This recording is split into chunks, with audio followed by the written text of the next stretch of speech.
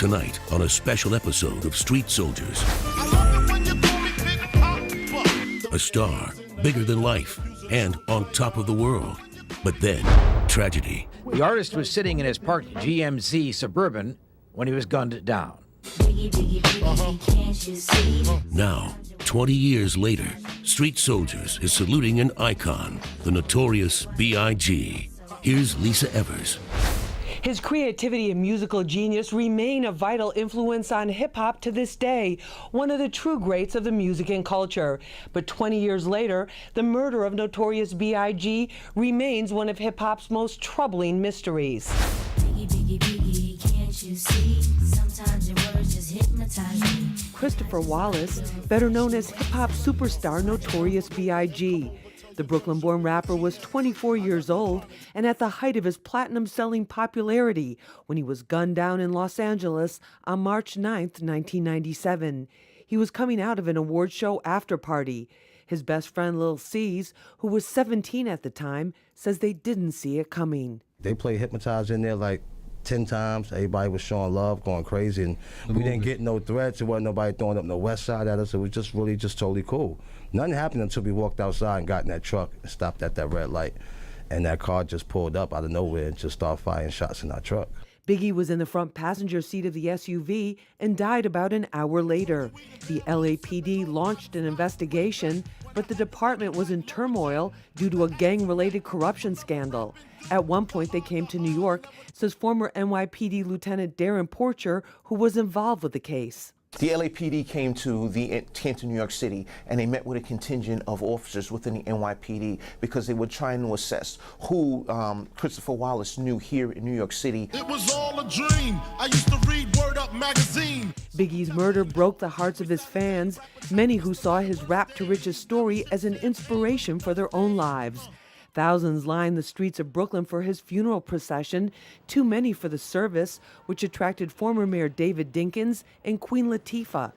2 decades later, no one has ever been arrested and charged in his death. Witnesses and video of the shooting only took investigators so far. One of Sean Combs' bodyguards, for example, Gene Deal, he made an identification that, yes, this was the person that I saw that was the shooter in this case. It was a male black, blue suit, blue bow tie. We do have video to show this individual, but we don't have video to show the actual shooting.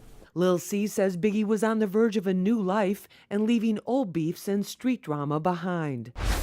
Now let's find out more about what Biggie was really like from those who knew him best, and they're with us here in studio.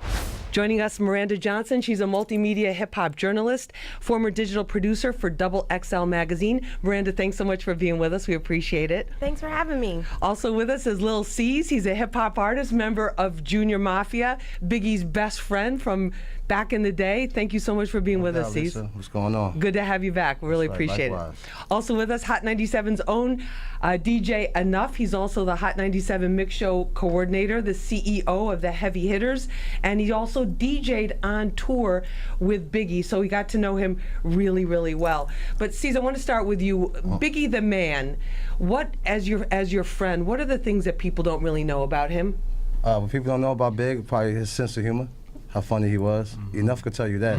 Just being on the road, cracking jokes, and always bugging out, pranking on each other. You know, when we used to smoke weed, I used to hide from him and go lock myself in the bathroom. You know, just to try to stay calm and stay normal. But he'll find a way to get in the bathroom and put matches. He used to put matches between our fingers and light them and leave the room. So by the time that match burned down to your skin, you woke up, you're in the room by yourself. You don't think you done tripped out and got super high before. But he was just real funny, just real, like, got a sense of humor, funny, always cracking jokes and chilling, and always looking out for his peoples, too. That was one thing I know everybody noticed. Is that he always looked out for the people that were around? Enough, just give us a sense of what the music scene, the hip-hop scene was very different in the 1990s. Oh, yeah. I mean, it was boom bap, but I think with the marriage of Big and Puff, you know, Puff got to put a little polish on Biggie. You know, Biggie came from the hood, from Brooklyn, and it was hardcore. You know, it was M.O.P. back in those days. It was Wu-Tang, Smith & Wesson, and I remember him. He always said, I want to make records like Snoop, you know, and Dre. Like, he wanted that big clarity sound. So I think Puff and Puff and him got to do that, and I think. As much as sometimes even like during the days I should be like, oh, we're not gonna polish him up, but that polish I think is what took him to the next level. You know what I'm saying? And it really did. Miranda, what about that? Because that was also an era for New York rap when it was very heavily lyric. It was about the lyrics. Right. It was about your spitting skills. It was about all of that, and not as much about the beat and the rhythm. But Biggie kind of merged the two. Absolutely. The Notorious B.I.G. was a rap phenomenon. I mean, he literally taught people how to take that everyday life in the hood and make it, luxury. He introduced them to a whole bunch of brands that they didn't know, had everyone wearing Coogee. He just made the everyday hood individual kind of, just want more and aspire for more. So that's kind of what Biggie was, focusing on and kind of what he really had an impact on. Cease, is it true he went to Catholic school? Yeah, that's where he learned. His mom said that's where Miss Wallace said that's where he learned to write so well. Like so when you hear them rhymes and you hear him using these words, you would. Because he was smart, he was sharp. He was in school. Like Big was a nerd. He didn't come outside for a while till he was like 15, 16 years old. Really? Yeah, Miss Wallace kept him away from Fulton Street. Because she was very strict. Yeah, and then once he got a little older, you know what I mean, and one of his friends, Chico, had took him around on Fulton Street. It was over. He came around, and that's also to Brooklyn when Brooklyn wasn't trendy. It was like Brooklyn was. Oh no. Oh, Brooklyn was man. And Bed-Stuy was very rough. Brooklyn was bad. It was still abandoned buildings. There was no hipsters in Brooklyn at that time. It was just sorry. It was just the homies. That was about it. You know what I mean? But it was real rough. It was a lot of poverty. It was a lot of stuff going on in there. And I think that's where he had that edge at, being smart and being sharp and going to school and then getting the edge of going in them streets helped balance him. That's why when you hear so he had the rhymes, two things. So the people that don't really know him and don't know the history and they just see kind of what they call the gangsta or this thugged out type of image, that's not really who he was. No. He was raised by a very strict mother who was a school teacher. She wasn't playing. As well as strict. To this day, she's still strict. You know what I'm saying? So, you know what's unfortunate? That you only get to see Biggie smile one time, and that's during the Hypnotized video. Yeah. All the other videos, any footage, any documentation of any sort, there's nothing of him smiling, like that big, beautiful smile. Right. And it's unfortunate, but we've got to see that. We saw it all day. You know all the time, and it's sad, after the fact. But that boy's smile was incredible and infectious, and I wish the world got to see more of that. That's the last thing you're thinking. It's like I'm about to walk out of here. My homeboy truck is about to get shot up. He's about to die.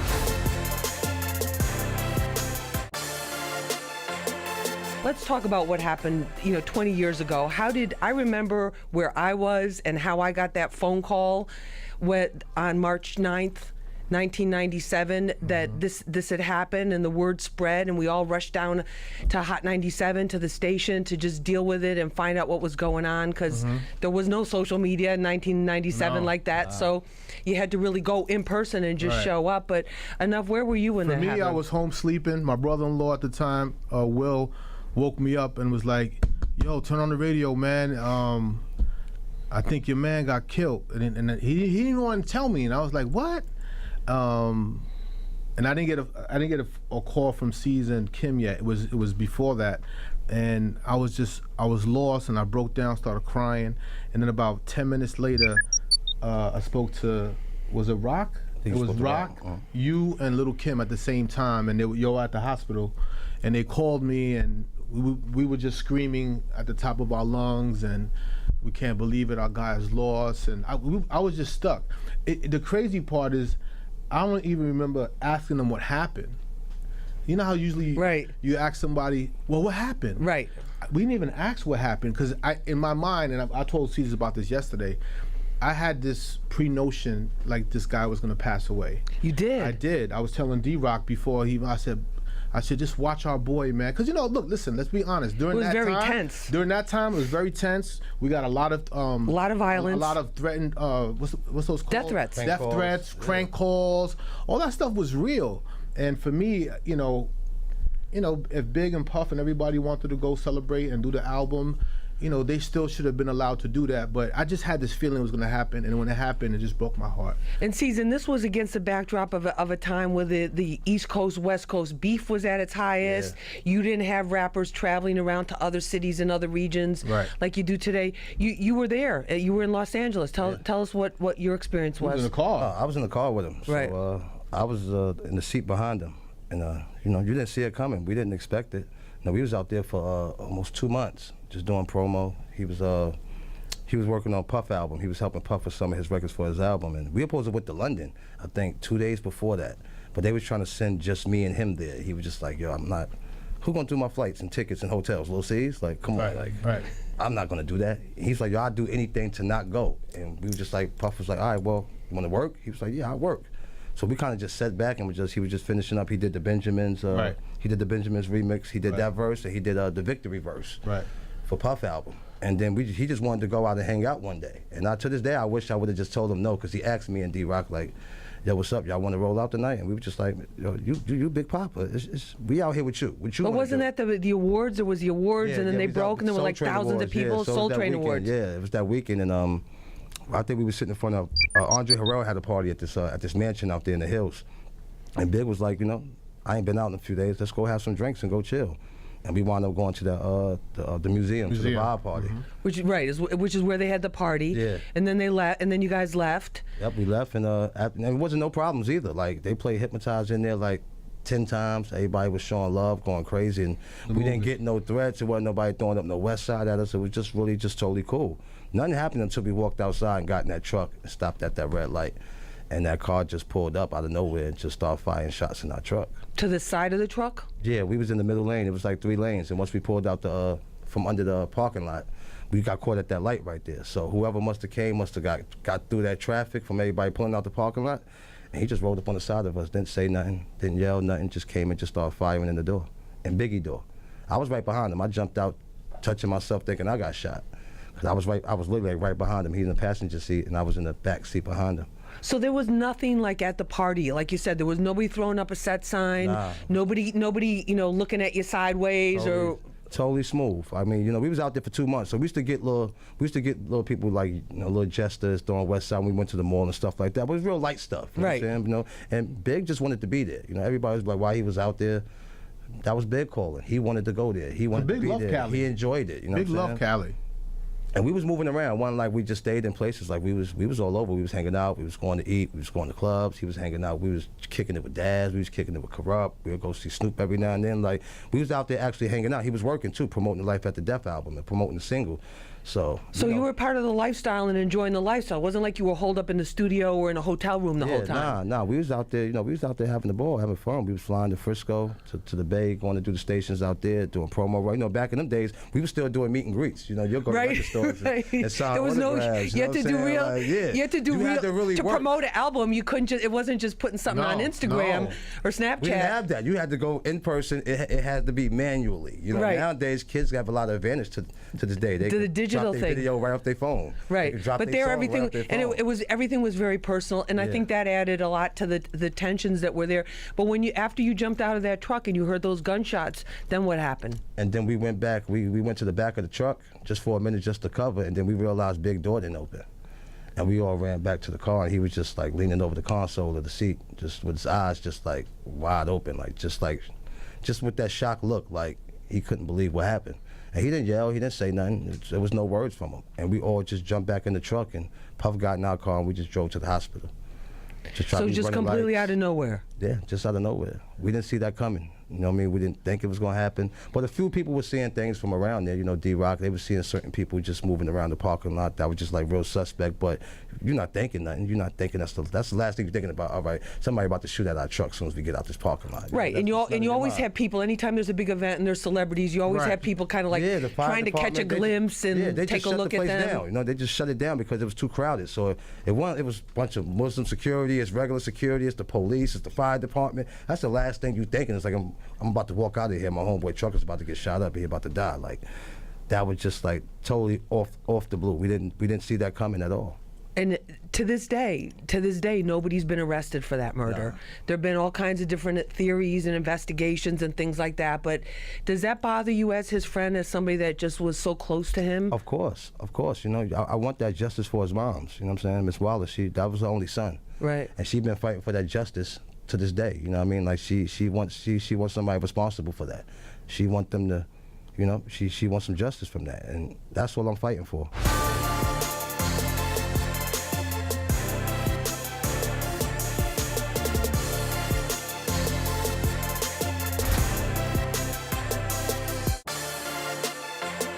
There's a whole thing, you know, with the rappers from that era, everybody had kind of like the notebook, and they were writing in the notebook, and people would pull out their notebooks and like, I write my own lyrics, and here they are, and this is what they are. But people would say that Biggie would just, you know, get a little lift on, and then he would just freestyle and get a couple beats, and then go at it. It's true. Is that true? True? Yes, that's very true. In the beginning, he wrote, it was some rhymes on paper from Ready to Die. Like, I remember seeing Warning on paper, you know what I mean? But by the time he got to Life After Death and the end of Ready to Die, no more pen and paper. He would just write it all in his head. We'd sit in the studio, and you just think he's not working. We all be in there smoking and drinking, and the beat would be loud for about 2 hours, and he'd just get up and go, all right, I'm ready, and do 3 verses, ad-libs, hook. Yo, he would do this nasty shit. He would, I'm gonna with his nose? Yo, he would do like some, and then he would do something with his ear, and I'd be like, "What is he doing?" But right, he did that. So he did some weird like like he cleared something, and then all of a sudden he'd be ready, and I'd be like turning on a machine or a computer. Like, what was that? There's no rhymes on paper of Life After Death, that album. He just did it all out of his head. Miranda, is that unusual? That's absolutely unusual. There's so many rappers today that when you put them on the spot, they can't even freestyle. I just know, just from participating in Double XL Freshmen, that when they do the freestyles there, a lot of the rappers come with them already written, so they're not kind of freestyles. Yeah. So for him to freestyle a whole album, that is remarkable. Right. And with the hooks and everything already played. And it was memory too. He would just lock it in. Like, he would sit there for 2-3 hours, but you would just think he's just like not doing nothing. You're just like, all right, he's just chilling. Yeah, but I can see it because it's like almost like if you're an actor or actress, right? You have to remember those lines if you're performing at a play or if you're doing lines for a movie. So maybe he was just doing that same kind of technique in his brain while the beats. Because he would have it set up. It would already be like set in his head. Like, when you hear it, you just know, like, all right, he already had that in there. Right. Like, you know what I'm saying? Right. But he just memorized it. He would just go in there and just and just lay it down. But he would have it all structured together. Like, it's already like this, because it sounds like so organized. Yeah. But what about the storytelling aspect of it, Miranda, in terms of his lyrics and the impact that that's had on rap? Biggie was one of the greatest storytellers hip-hop has ever seen. You find so many of his lyrics in songs today. Like, if you just take Juicy alone, I can name over 30 different songs that rappers have pulled lines from Juicy and put it in their own song. That's crazy. Lil Wayne and Birdman's Like Father Like Son, the Game's Dreams. There's so many songs that pull from Biggie. And then just his storytelling, kind of just setting the scene of someone growing up in the hood and then, you know, becoming a superstar. That kind of, you know, it made people in the hood have self-affirmation, you know, want more and think the sky's the limit.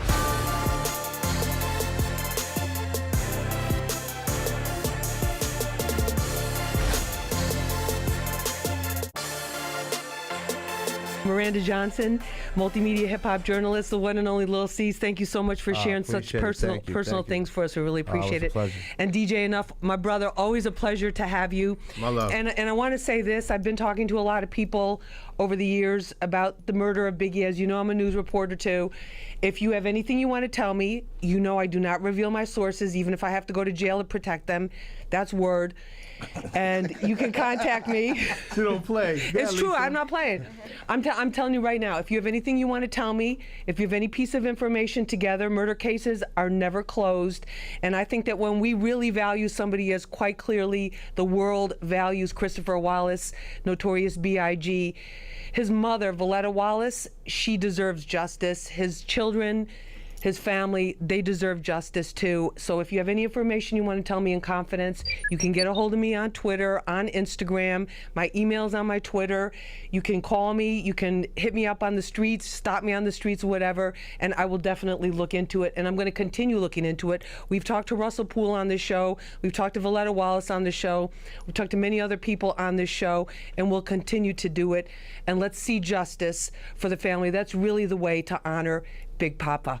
Yeah. So thank everybody for being with us for this episode of Street Soldiers. Remember, use your mind. It's your best weapon. I hope it's your only weapon. I'm Lisa Evers. Let's push for peace.